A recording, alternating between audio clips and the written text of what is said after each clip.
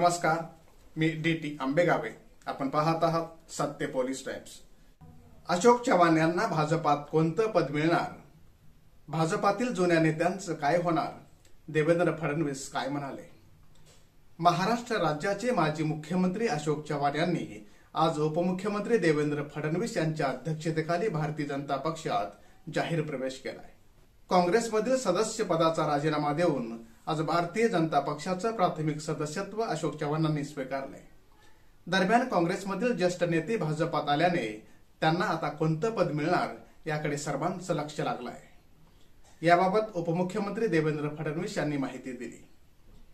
देवेंद्र फडणवीस म्हणाले, आज आमच्या सर्वांकरता अतिशय आनंदाचा दिवस आहे.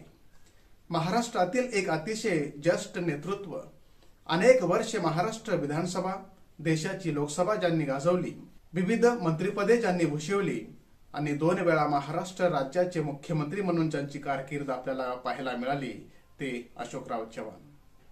सर्वप्रथम मी भारतीय जनता पक्षामध्ये अशोक चव्हाण, अमर राजूरकर यांचं स्वागत करतो.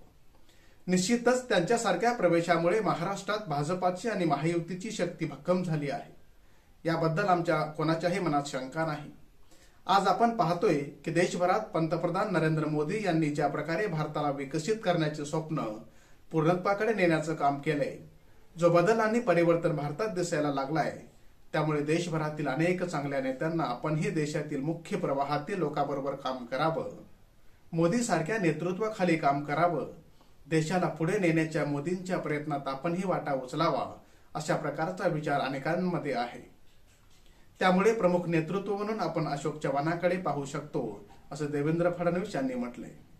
अशोक चव्हाण यांच्याकडे कोणती जबाबदारी देणार असा प्रश्न पत्रकारांनी विचारला असता उपमुख्यमंत्री देवेंद्र फडणवीस म्हणाले, अशोक चव्हाण 2 वेळा महाराष्ट्राचे मुख्यमंत्री राहिले होते, त्यामुळे त्यांची काय जबाबदारी असणार हे केंद्रीय पातळीवर ठरवलं जाणार आहे. कारण अशोक चव्हाणांचं भाजपात येणं हे महाराष्ट्राच्या मजबूतीसाठी फायदेशीर असणार आहे. पण त्यांच्याबाबतचा निर्णय केंद्रीय भाजपाकडून घेतला जाईल, असं देवेंद्र फडणवीस यांनी म्हटलंय. विशेष म्हणजे भाजपात जे नेते कार्यकर्ते प्रामाणिकपणे काम करीत आहेत त्यांचं काय होईल असा प्रश्न विचारला जात आहे. पंकजा मुंडे, विनोद तावडे, आशिष शेलार, हर्षवर्धन पाटील यांना राज्यसभा, लोकसभा का विधानसभा संधी कुठे मिळेल तो येणारा काळच ठरवेल. सामान्य जनतेचा बुलंद आवाज, सत्य पोलीस टाइम्स.